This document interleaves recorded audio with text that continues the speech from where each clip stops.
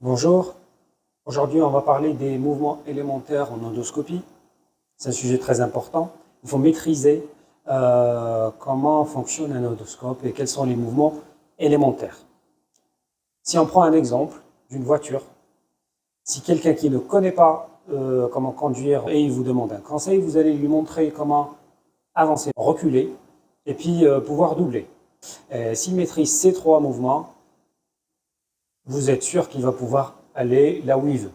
Donc en endoscopie, c'est pareil, on a trois mouvements. Donc d'abord, le mouvement EP. C'est le mouvement le plus important en endoscopie.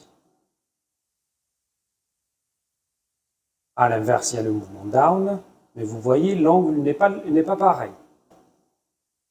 Et puis, on a le left et right. Donc left et right, voilà, left et right.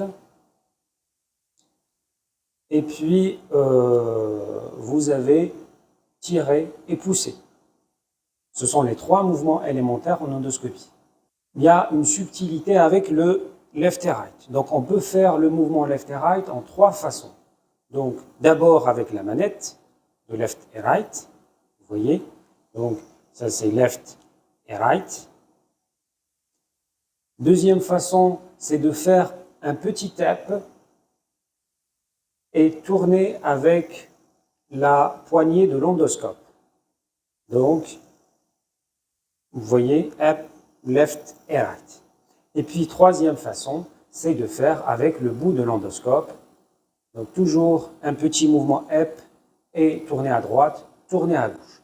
Pour les Japonais, celui qui utilise la main droite pour faire des mouvements left-right n'est pas apte à faire de l'interventionnel et spécialement la dissection sous-muqueuse. Donc, left-right, il faut le faire selon soit avec EP et la rotation avec la poignée, soit avec la rotation de l'endoscope, sinon avec le pouce de la main gauche. Donc, vous allez faire comme ça. Et jamais de cette façon. Jamais. C'est un mouvement à proscrire parce qu'en fait, en réalité, si vous allez faire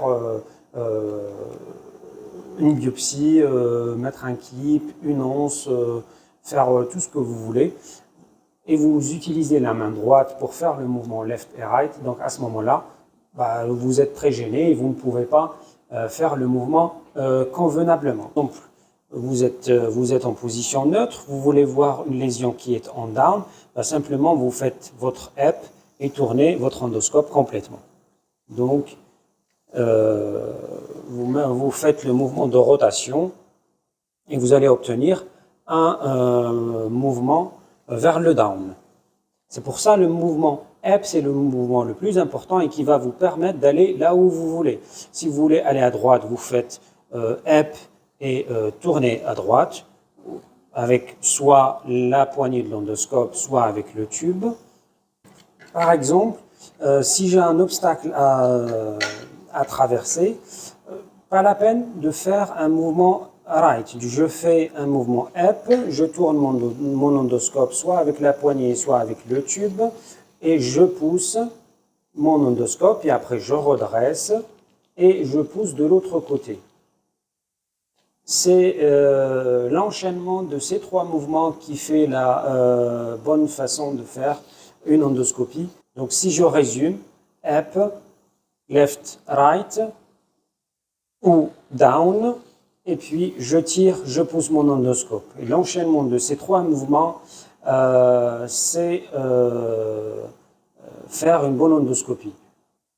Mon message d'aujourd'hui, c'est de maîtriser les trois mouvements, maîtriser comment enchaîner de façon rapide et fluide entre les trois mouvements, left, right avec la poignée ou avec le tube, et tirer et pousser. Et puis, le deuxième message le plus important, la main droite, il faut toujours soit libre.